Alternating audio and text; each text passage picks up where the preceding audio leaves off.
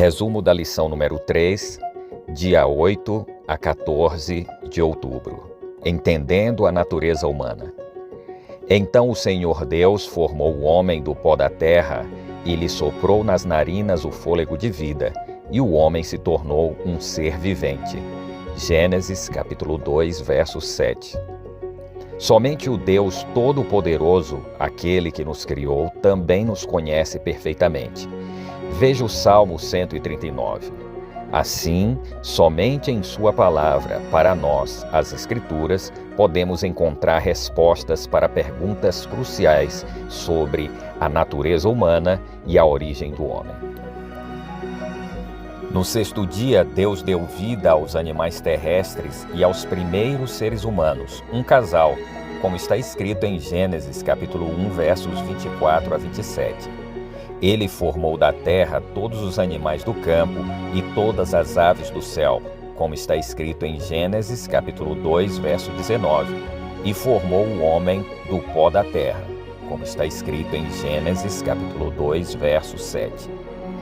Em Gênesis capítulo 2, verso 7, existe a explicação de que a introdução do sopro de vida no corpo físico de Adão o transformou em um ser vivente, em hebraico, Nefesh Haya, ou literalmente, alma vivente.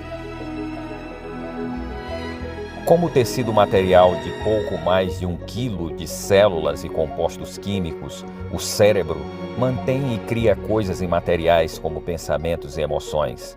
Aqueles que estudam essa ideia admitem que na realidade não sabemos. No mesmo sentido, a natureza humana é um mistério que só pode ser explicado por Deus. A morte é a consequência natural do pecado que afeta toda a vida neste mundo. Sobre este assunto, há 2 conceitos bíblicos importantes. Um é que os seres humanos e os animais morrem, e o segundo conceito é que a morte física de uma pessoa implica a cessação da sua existência como alma vivente. Em hebraico, Nefesh Haya. A solução bíblica para o dilema da morte não é uma alma sem corpo que migra para o paraíso ou para o purgatório, ou mesmo para o inferno. A solução é a ressurreição final dos que morreram em Cristo.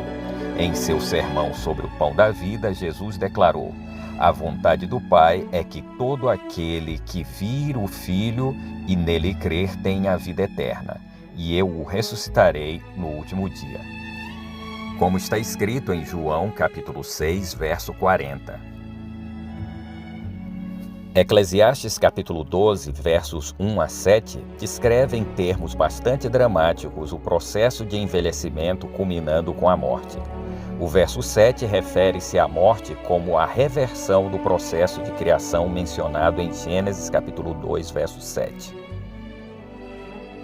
Assim, o fôlego de vida que Deus soprou nas narinas de Adão e que também forneceu a todos os outros seres humanos, retorna a Deus.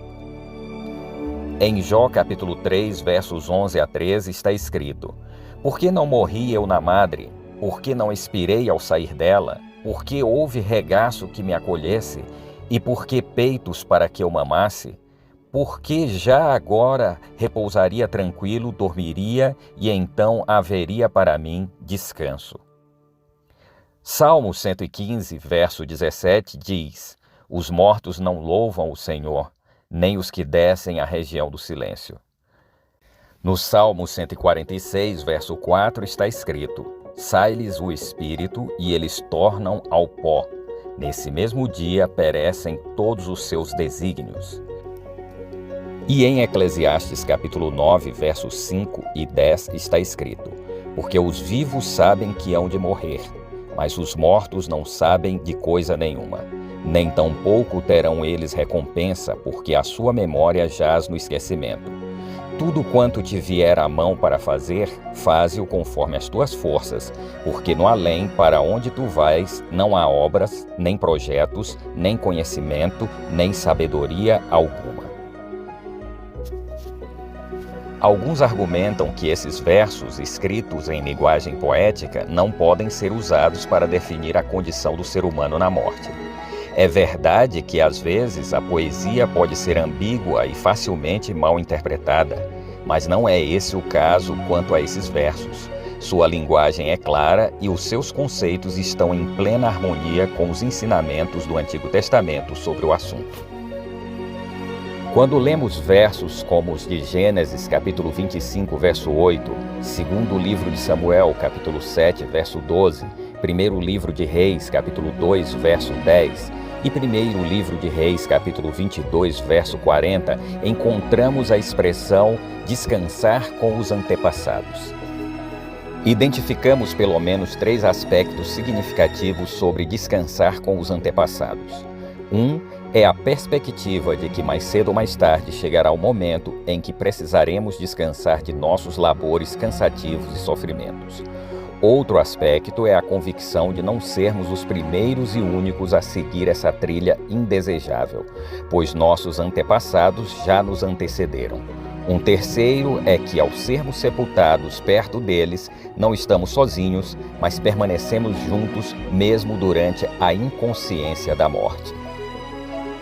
Se você já passou por uma cirurgia e recebeu anestesia geral, pode ter uma vaga ideia de como deve ser para os mortos. Mas, mesmo sob anestesia, seu cérebro ainda funciona. Imagine como seria quando as funções cerebrais parassem completamente, o que ocorre na morte. Os mortos fecham os olhos e o próximo evento que verão será a volta de Jesus ou o seu retorno após o milênio, como está escrito em Apocalipse capítulo 20, versos 7 a 15. Até lá, todos os mortos, os justos e os ímpios, descansarão por um tempo que lhes parecerá um instante. Para os vivos, a morte parece durar muito tempo, mas para os mortos dura apenas um instante.